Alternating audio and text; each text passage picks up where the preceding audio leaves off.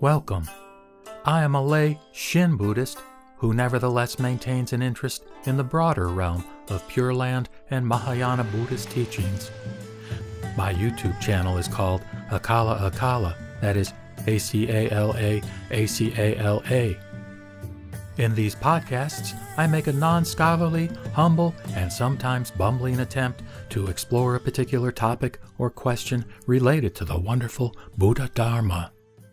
I hope you find them to be of interest. With that said, let us begin. So, just to review, Shinran Shonen, the 13th century founder of Shin Buddhism, or Jodo Shinshu, or true Pure Land Buddhism, sometimes described himself as a foolish being. And of course this was in the context of the humility that he genuinely felt and expressed over and over, in the context of his reliance upon Amida Buddha and the vow that Dharmakara made to the Buddha Lokesvara Raja. But the fact of the matter was, Shinran was highly intelligent and was extremely scholarly.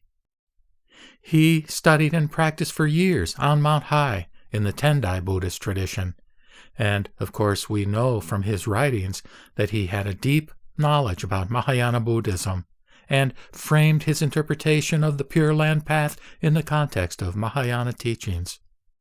But as a result, some of his teachings are fairly difficult to fathom. But thankfully he had a disciple named Yenbo who left us with a text called the Tannisho, where, because he was lamenting differences between what some of Shinran's followers were expressing as far as their interpretation of the teaching, that was in divergence, or it was deviant relative to Shinran's true teaching.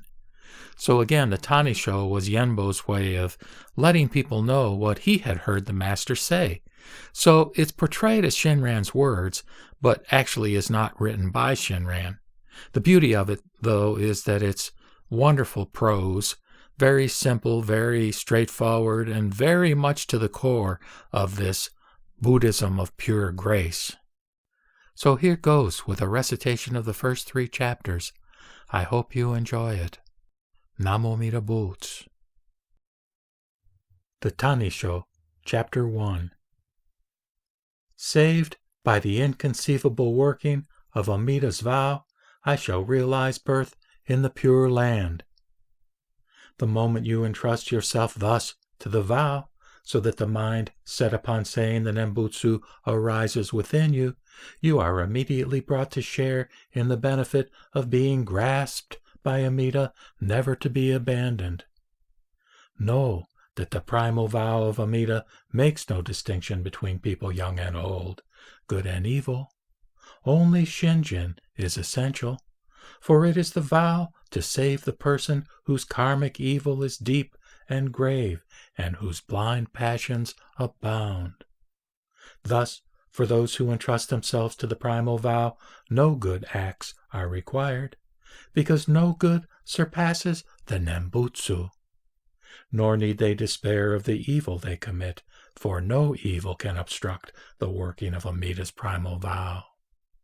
Thus were his words. Chapter 2.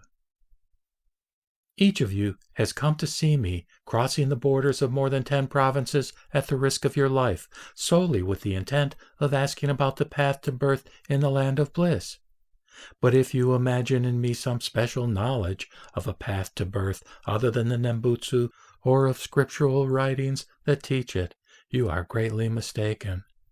If that is the case, since there are many eminent scholars in the capital of Nara or on Mount High to the north, you would do better to meet with them and inquire fully about the essentials for birth.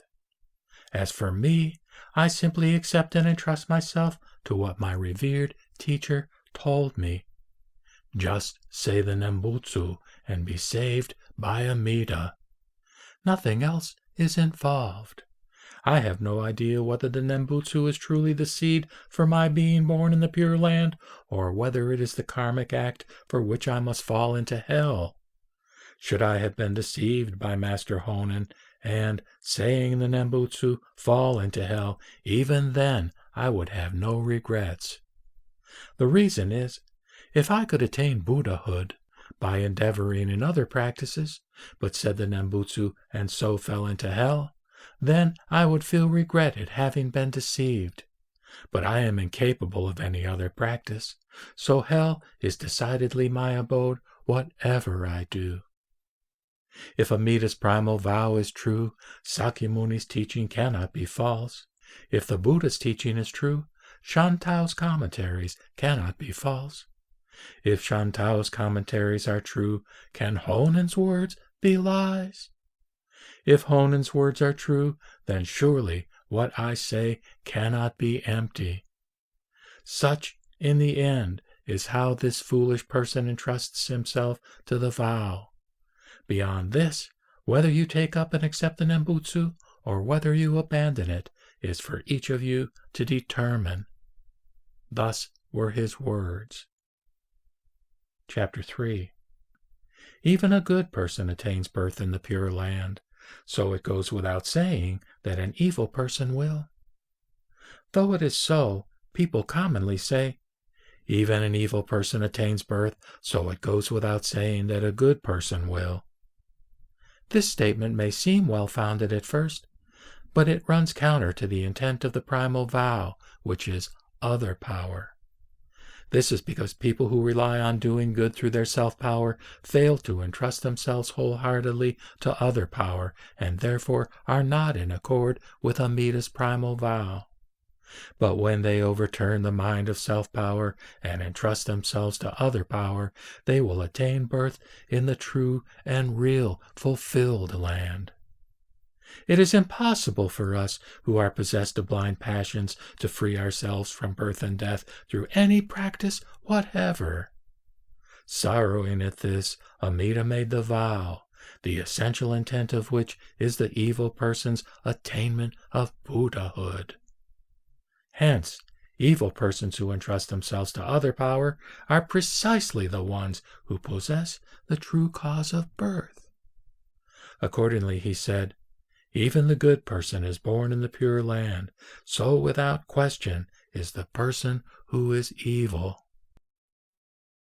With that, I will sign off by reciting the Nembutsu, in gratitude for being embraced and accepted just as I am by Amida Buddha, never, never to be abandoned. Namo Amida Butsu, Namo Amida Butsu, Namo Amida Butsu.